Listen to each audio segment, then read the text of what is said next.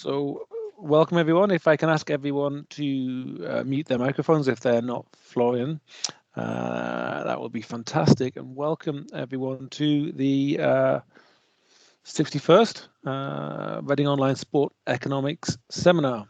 As you can see, I have a themed background, the venue for the game on Sunday. And Jan has turned his background into, I think, Feyenoord Stadium in the Netherlands. But obviously we won't spend too much more time talking about any of the recent or to come football matches. We've got a very interesting presentation ahead of us today from Florian Follert from the Privatuniversität Schloss Seeburg in Austria. And he's presenting the Rainmaker, the impact of investors on transfer fees in the English Premier League. Florian has about 60 minutes in which he can talk, and then there'll still be plenty of time for Q&A afterwards. So without any further delay, Florian, please do start your talk. I try to share my screen. Wait a moment. So now you must see my slides, and now the presentation. All right. Got that. So, all right, perfect. Well, thank you, James, for this kind introduction and also for giving me the opportunity to present our project, the Rainmaker, the impact of investors on transfer fees in the English Premier League. Here at Roses, it's really a pleasure to be part of your seminar, and well, let's start.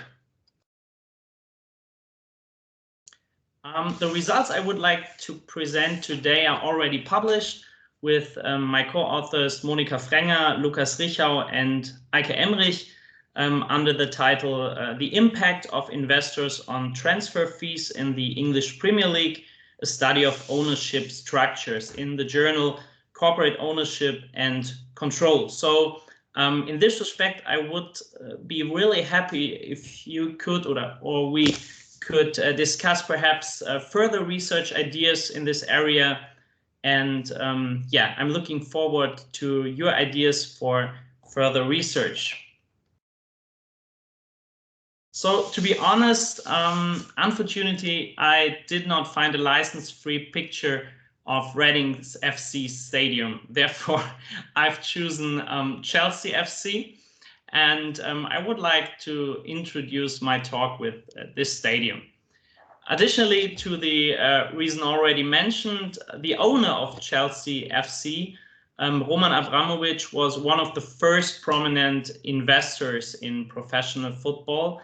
And he's well known around the world and in football community. And from my point of view, he can be seen as one of the pioneers in this business in investing in football clubs. Let me start with giving you a brief outlook on our today's agenda. After a little introduction into the topic, which is at the interface between football, finance, and corporate governance, we will have a look on our theoretical background, which is mainly property rights theory that we combined in this project with previous literature on foreign direct investments. Then in section 3, I will present our empirical study before we discuss several implications for clubs governance, for competition in European football, and also for further research. And finally, section 5 will summarize the results of our study. Well, let's start with a quote of the famous Gary Lineker. Lineker said, football is a simple game.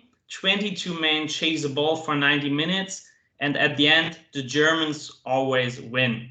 Well, since last week or this year, we all know that things have changed. And Lineker's quote is only one side of the coin. In a famous publication in a German journal, Sportwissenschaft, Bernd Frick's title was Und Geld schießt doch Tore, which means, however, money does score goals. So there seems to be an impact of financial resources that a club can invest into players' talent and the sporting success on the other side.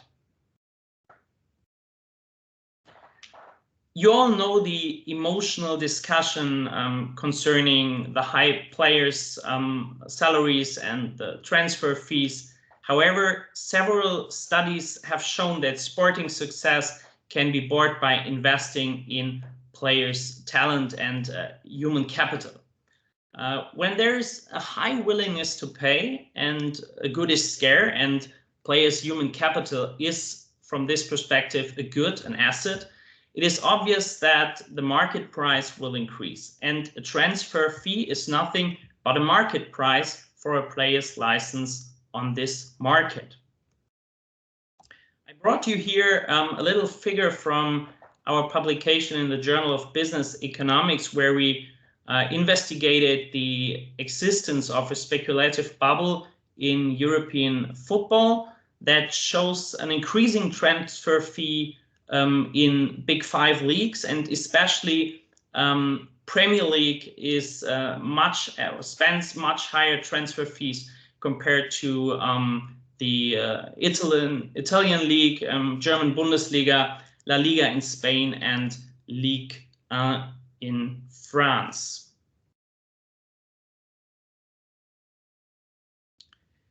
So that brings me to the relation between football, finance, and corporate governance. From the perspective of business economics, players can be seen as assets from the club's perspective, and the purchase of a player's license is obviously an investment. However, this is only the one side of the coin. We cannot analyze investment without looking at the other side, the capital side. So the ability of a football club to raise capital depends strictly on its governance. And insofar, there seems to be interactions between the sporting, the financial, and the governance side of a club that we want to investigate in this project.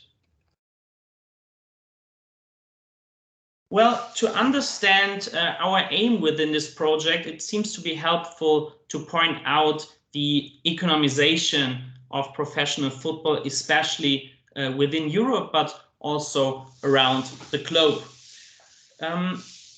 Football becomes an industry with global sales potential, and foreign investors with high spending power are drivers of this development. We observed those powerful investors for the first time in England at the end of the 90s. And I want to point out that the legal environment determines the market entry of those investors.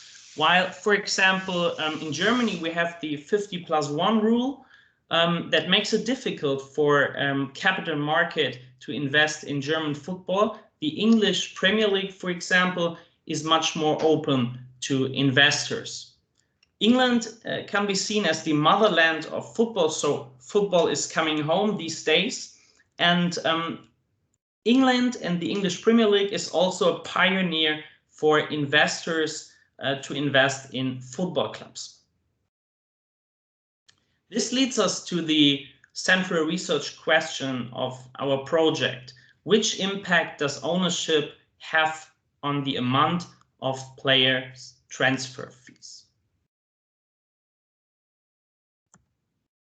So what is the theoretical background of our project? First of all, it is important to know the different ownership models that we can observe in European football.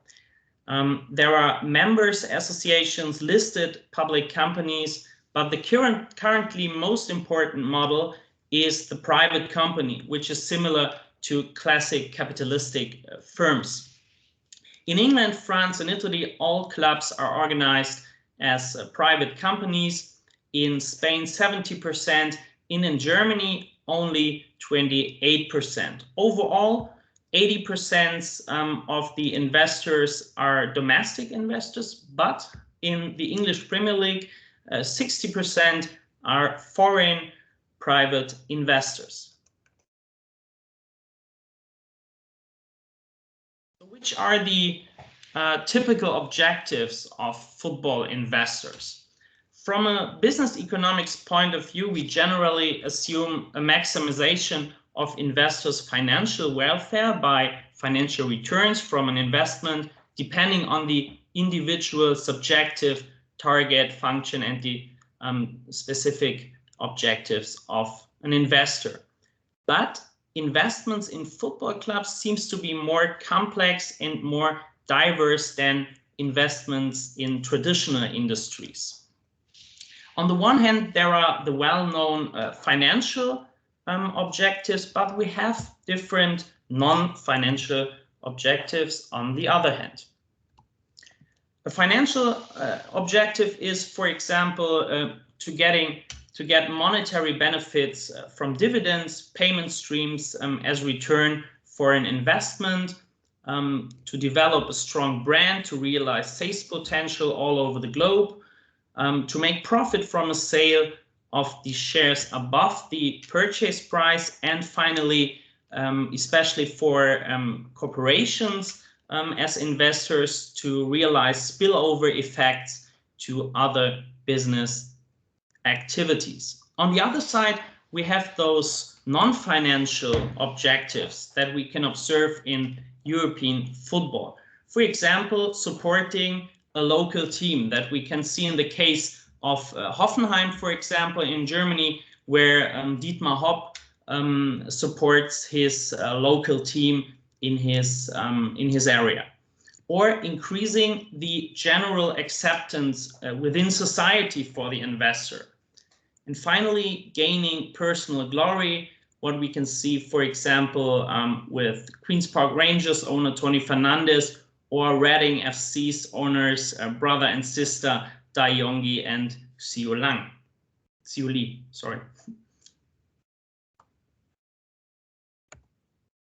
Well, to develop our testable hypothesis, we built on the literature on property rights in general and its application to professional football.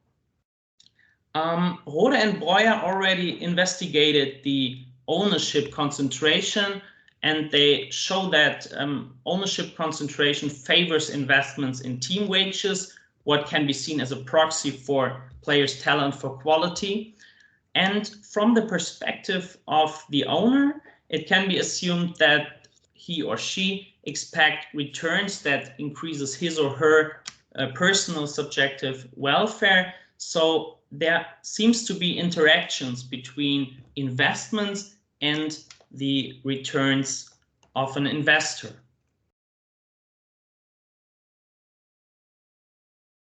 This leads us to our first hypothesis.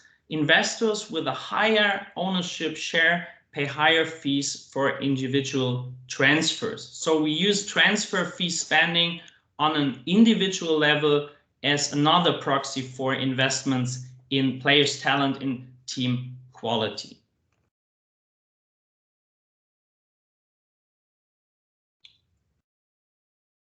The other research strand that we built on is the literature on investor origin. So literature has compared different investment options for foreign investors, including foreign direct investments. One of the main differentiations of foreign direct investments compared to the other investments options is that foreign investors do not only provide capital, but are also in control of a firm. When we compare domestic and foreign investors, we can see that foreign investors have higher information asymmetry compared to domestic investors. And therefore, we conclude when foreign investors decide to buy a club instead of pursuing one of the other investment options, this suggests a high degree of commitment to his or her objectives, so therefore he or she may pay a premium.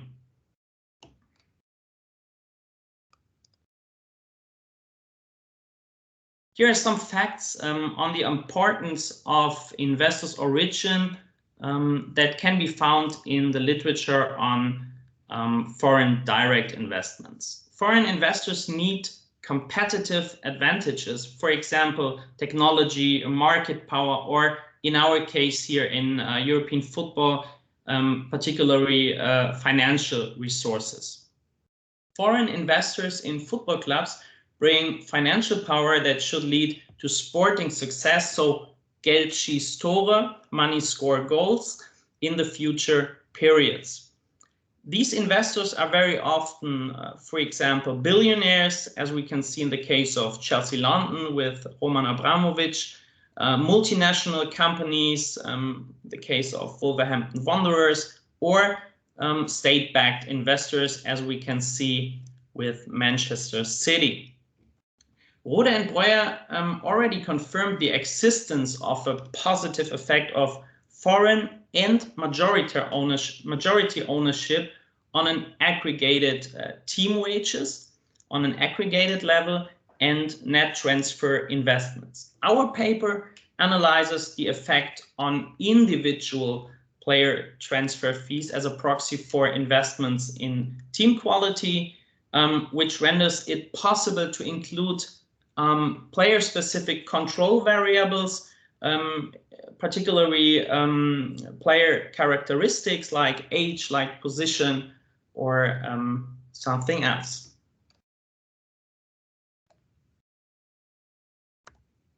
So this leads us to our second hypothesis. Foreign investors pay higher fees for individual player transfers than domestic owners. And finally, we combine the ownership concentration and the investor origin to our third hypothesis, that foreign majority or foreign single investors pay higher fees for individual player transfers.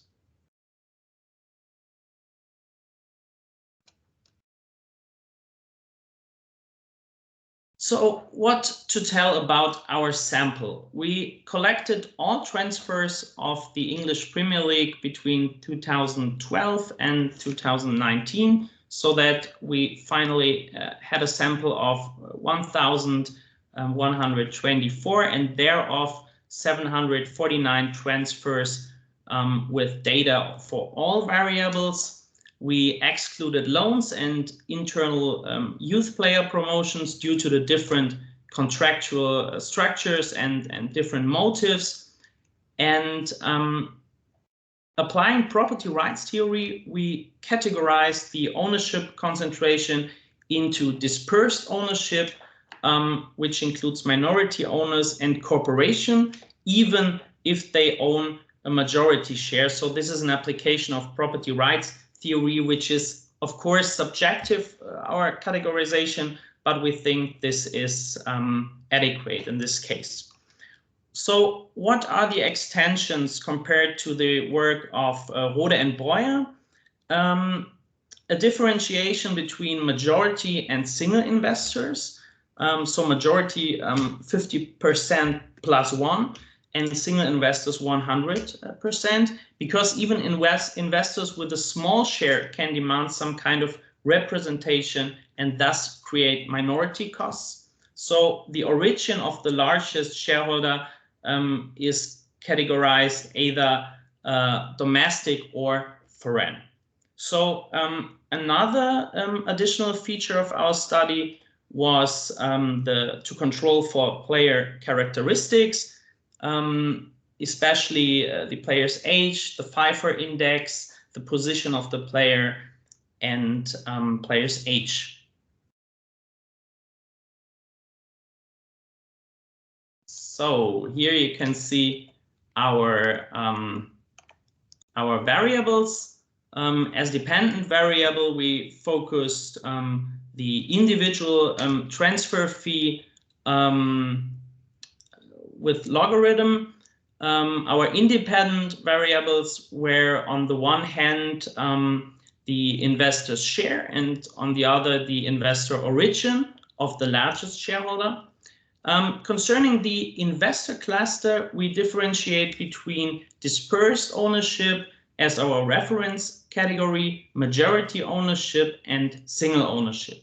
And for our second independent variable, we analyzed for domestic investors from UK as our reference category, and foreign investors who are not from UK. And finally, we controlled for several variables, especially player characteristics that you can see here.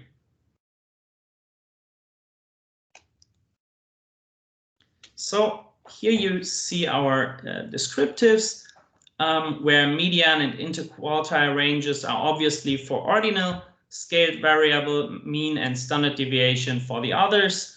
Overall, the clubs acquired a total number of 1,124 players during the 7 seasons between 2012 and 2019. We excluded free agents, and finally we had that full set of information for 749 transfers. The majority owners account for 270 transfers in our sample, single owners for 327, and dispersed ownership for 205 transfers. The foreign owners account for 434 transfers, and again we excluded free agents because of the different contractual structures.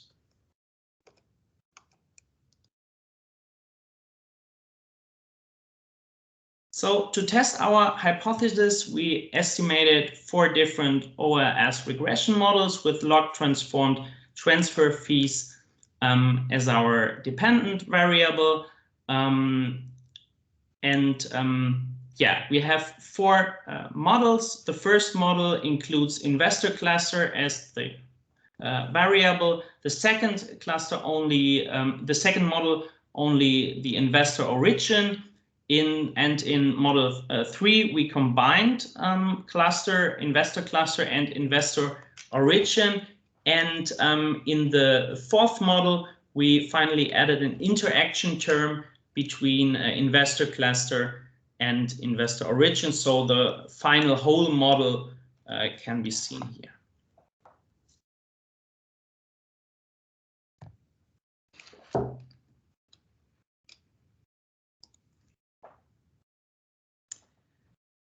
Similar to previous sport economic studies, we also conduct quantitative regressions to analyze whether there are any differences within the transfer fee distribution regarding the spending behavior of foreign investors. And following also previous studies, we use bootstrappings with 1000 replication to compute robust standard errors.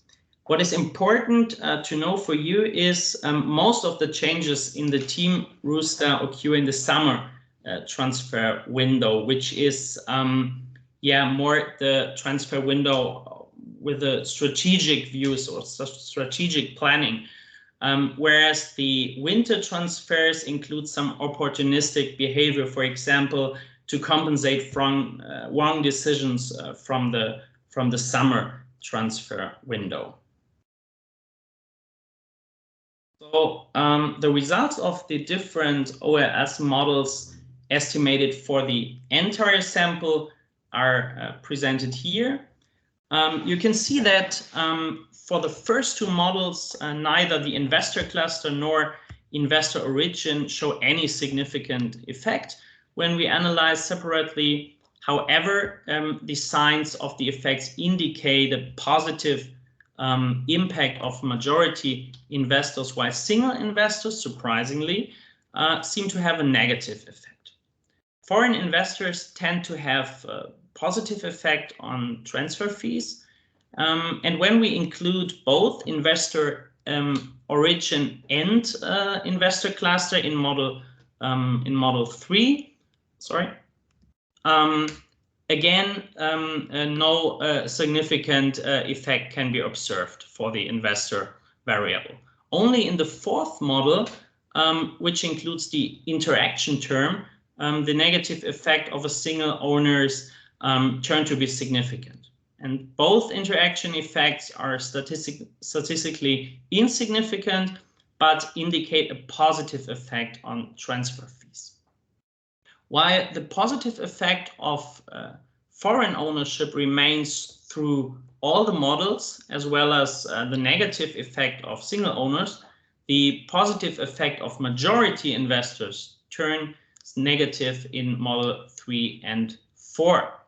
And yeah, as we have expected, the control variables have mostly significant effects. For example, as it is also shown in several previous studies, goalkeepers and defenders, for example, are transferred for lower prices than goal getters, for example.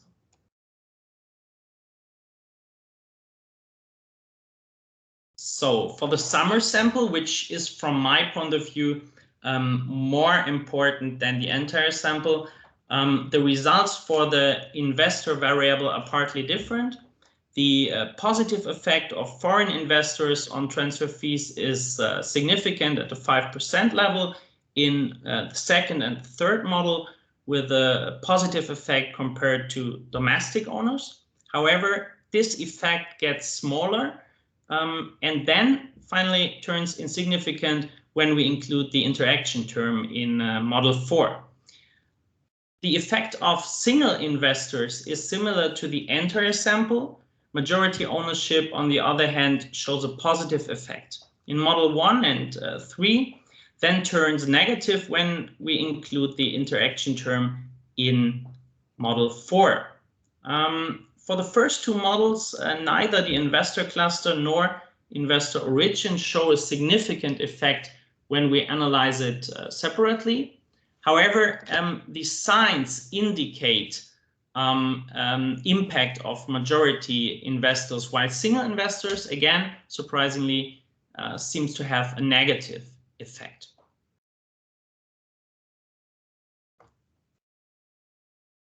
So when we now look at the results of our quantitative regression, we only focus on model 3 and 4 of the summer sample, as this is the transfer window with the strategic focus and the strategic planning.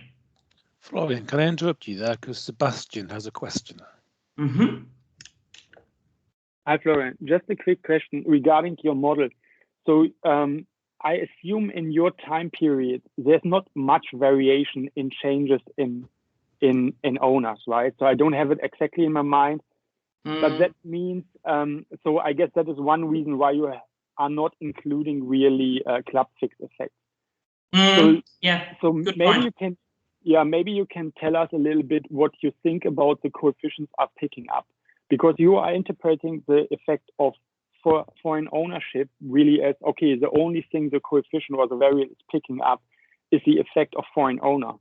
But as you, of course, you can't do it, but are not controlling for much other things, they can also pick up something group specific, right? If something is the clubs who are owned by foreigners are very specific, then your coefficients are picking up these group specific effects, right? So maybe you can share with us your thoughts on that a little bit. Yeah, I already mentioned that the categorization is very subjective from our point of view, and I totally agree with you that we overestimated the effect for foreign investors, but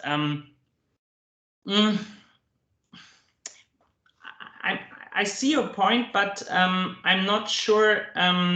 I think the period of time is the important point, and there are not so many changes as you told us. So I'm not really sure how to solve this point. Maybe let's give me one brief example. So I'm not sure whether I'm correct, but let's assume that Chelsea, Manchester City are owned by foreigners. Just for a moment, assume that. So then what the coefficient is picking up, if these three clubs traditionally or in general are something specific and always paying higher fees, then it's not so much the foreign investors, it's something specific to the clubs, right? These are bigger clubs, big market clubs, whatever. So this could be a distortion. Yeah, you're correct. Maybe, but we did not control for all the specific points, and maybe we for further research we have to collect a longer period, for example. That's what you mean? Well, I think you don't have much changes over time in the ownership, but what I would like to see in your model is at least the attempt to control for some club-specific things, which could explain that specific clubs are paying more. I think that is not really included in the model, right? Yeah, so we had a season dummy, but not a club-specific control variable. That's correct. Yeah, and the second comment I would like to do, which might be interesting for further research, maybe how is the financial fair play regulation affecting that and interacting that? This is a good point that I want to discuss in the implications. This is a very good point for further research. Thank you, Sebastian. Yeah. Okay, thank you. So when we look at our quantile regressions, without sorry, Florian. Yeah, not keep interrupting you. Rob has his hand up now. Mute myself. Just quick direct question on data, Florian. In England, the transfer fees are often reported as undisclosed. So you've got direct data. I'm just wondering where you got it from. We got it from Transfermarkt.de, the German platform where we can collect the transfer fees, and other public data streams, but most from Transfermarkt.de. But it's a conditional transfer fee. Some transfer fees are not reported, as you said, but those of 724, I think. These were completed. Okay. Other questions? Thanks, Florian. I think that's all for now, so you're welcome to carry on. Okay, perfect. In our quantile regression, without considering the interaction terms in model 4, foreign investors seem to play a premium for players with higher transfer fees, as the effect turns insignificant with the 0.25 quantile. The effect size on transfer fees compared to domestic owners increases from 0.1 to 0.75 quantile, and then decreases slightly in the last quantile. And for the effect of the foreign investors, we have a range from 6% to 20%. Single investors seem to have a significantly negative effect on the transfer fee for the players with the highest transfer fees, that increases from the 0.25 quantile to the 0.9 quantile. And finally, majority investors indicate a positive effect across all quantiles except for the 0.9 quantile, but without showing any statistical significance. So now we want to look at the quantile regression for model 4 in the summer sample, last but not least. For model 4, the signs changes for the effect of investors' origin along the distribution while still remaining insignificant. And for the last quantile, the 0.9 quantile, both majority and single investors have a significantly negative effect. The interaction effect of foreign majority investors and foreign single investors, on the other hand, consistently shows a positive effect on transfer fees that statistically significant for the 0.9 quantile and the 0.75 quantile in case of foreign and majority ownership. So overall, with regard to our hypothesis, the results show no consistent picture regarding a significant effect of ownership concentration and investor origin. Especially, we did not find evidence that supports our hypothesis 1, Surprisingly, particularly single ownership seems to have a negative effect on the individual transfer fees. And regarding the second hypothesis, we find fairly consistent results for a higher willingness to pay by foreign investors, especially for players with transfer fees in the upper quantiles in our sample. And this tendency is especially observable for foreign and majority investors, as indicated by the significant positive effect of the transfer of the interaction term in model 4.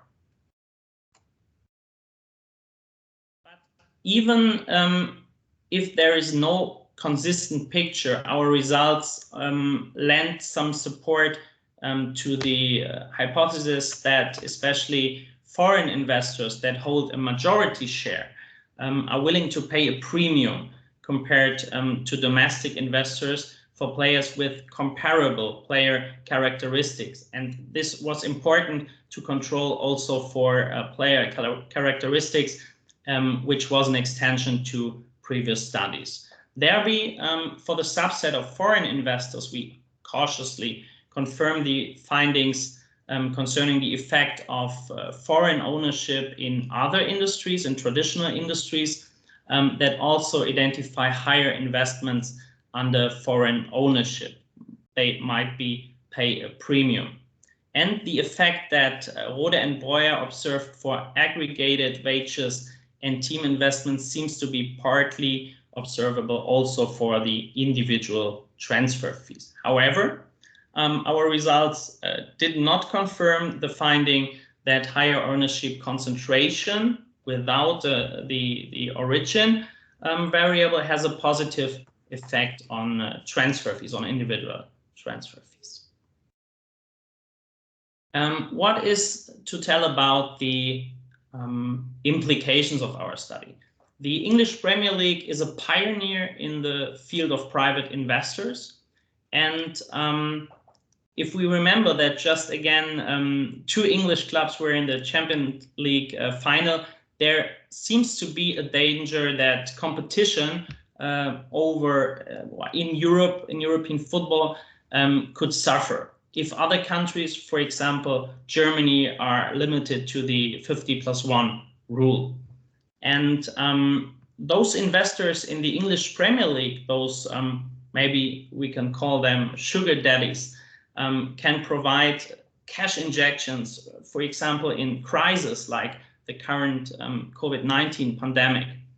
And therefore, we have to observe the developments on the competition within European football. However, beside to the advantages, it should be prevented that the regulations on financial fair play, what has been mentioned by Sebastian, are not undermined by special transactions between clubs and their private owners. So corporate governance issues related to capital raising are becoming more important both for sport management practice and also for sports economics or sports management research. What are the conclusions of our little study? We do not find strong evidence that ownership concentration increases the willingness to pay. However, we find fairly consistent results that foreign investors are willing to pay a premium compared to domestic investors. And our results also indicate that particularly foreign investors who own a majority share of a club have a positive, or seems to have a positive effect on transfer fees for the upper quantiles of the transfer fees. Further research should examine especially the effect of investors on the crisis resistance of clubs, where we have the natural experiment of the COVID-19 pandemic. And additionally, we need also aggregated data that goes further than our individual transfer fee observation.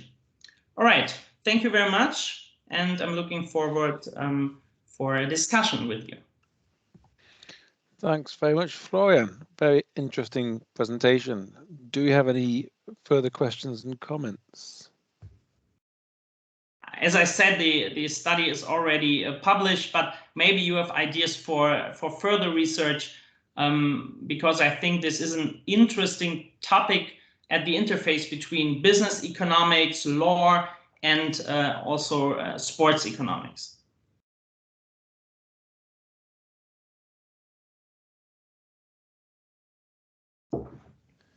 Sebastian again. Yes, one quick comment.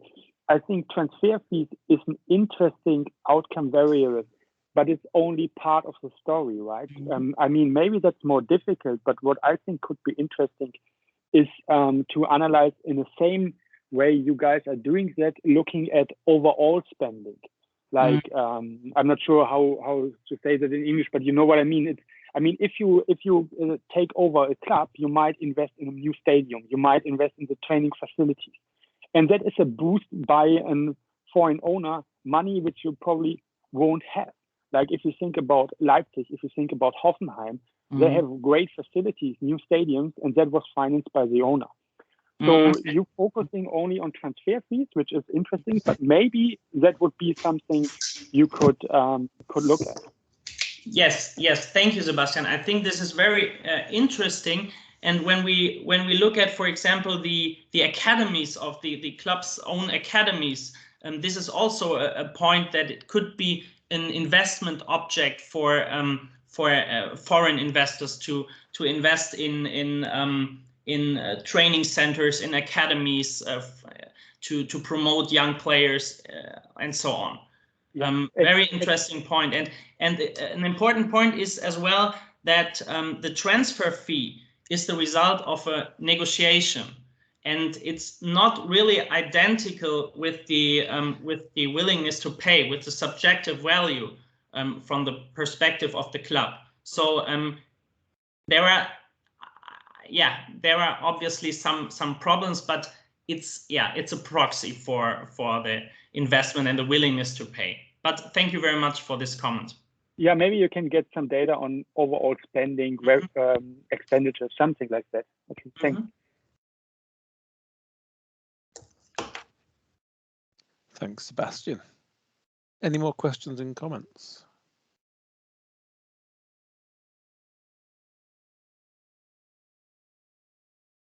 Stefan. Hi, Florian. Hi, Stefan. It's a very interesting subject, and I think you raised a number of interesting questions.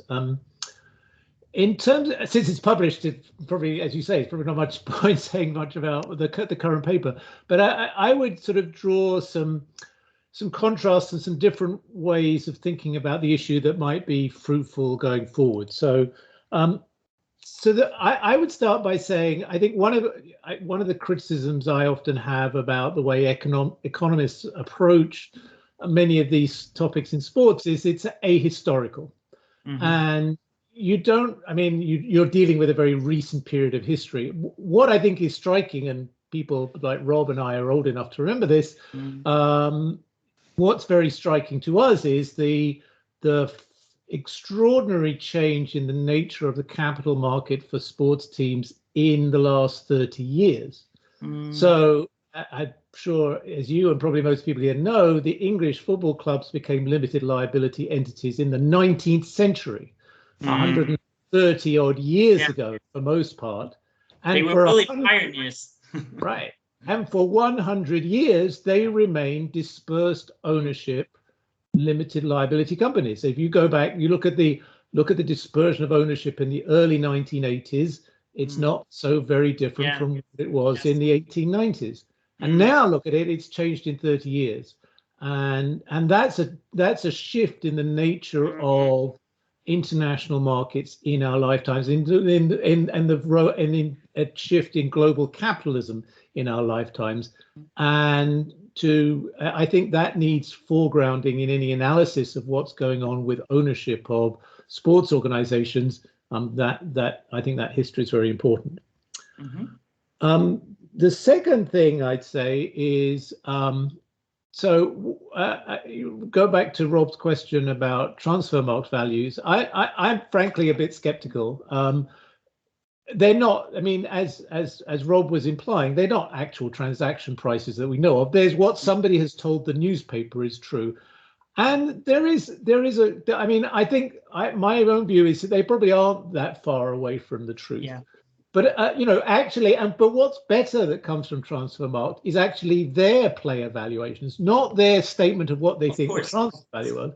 But if you wanted to look at investment, use Transfermarkt estimates of player values. I think that's much better. Because the other problem with transfer fees is you're looking at capital investments, and you're saying, well, here is a movement in intangible fixed assets on the balance sheet of a club, and I am attributing behavioral behavioral interpretation to those elements on the balance sheet. Well, first thing to know is I think in terms of performance, in terms of business performance, we don't normally look at intangible fixed assets as being our yardstick of performance. You'd much more be thinking of looking at something on the income statement, the profit and loss account, as to revenues, profits, these kind of things, which you would think of. And the other thing I think is that we know that when players are transferred, it's often the case that there aren't large sums of money actually being transferred. These are just book transactions, and there's corresponding offsets, which means that actually in reality not necessarily that much money is changing hands. So it may not. I mean, these may not mean that much in terms of our understanding of the behavior of the clubs. And that's where I would say something you can get data on that is meaningful, and you won't be surprised to hear me say this. No one will be surprised. Say, why not look at wage expenditure? That would be a far more reliable measure of investment and commitment to performance of the team, and that data is easily available. You can get it. You can get it for a longer data period than you've got it here, and so you could look at it in those terms. So, well, let me leave it at that for the minute. I probably got some more things I want to add, but let's just give you a chance to respond to some of those. Okay, Stefan, thank you very much for this very good and interesting points and for your suggestions. Concerning the transfer market values, I'm a bit skeptical because the transfer price, as I said, is the outcome of a negotiation between the buyer and the seller. And they both have their willingness to pay, and this is subjective. And the transfer market values that are promoted by this website are from external observers. They have nothing to do with the subjective goals of the club, and it's an external party. And therefore, I'm not sure if they are really good proxies. But yeah, well, James and I would tell you, if you want to predict who's going to win the game on Saturday, the transfer market values are a really good indicator. For the odds. For the odds, right? So. Well, thank you very much again. So one other thing I'd mention is in terms of the ownership. I mean, I don't know how much detail you went into, but you can do a lot more with the financial statements of English clubs. So from the financial accounts, which you can download from the UK government website, Companies House, you can actually have the financial statements, which will list to you the directors, the names of the directors of the club, and directors are important in terms of understanding ownership and control. And you can also get the data on the largest shareholder typically. So you could do more, and you could expand it beyond the Premier League. Because the other thing I was wanting to say is I'm not clear the whole idea of foreign versus not foreign. So as an Englishman born in Nigeria to a Polish father who lives in the United States, I struggle with the word foreign a lot of the time. In some ways, an owner like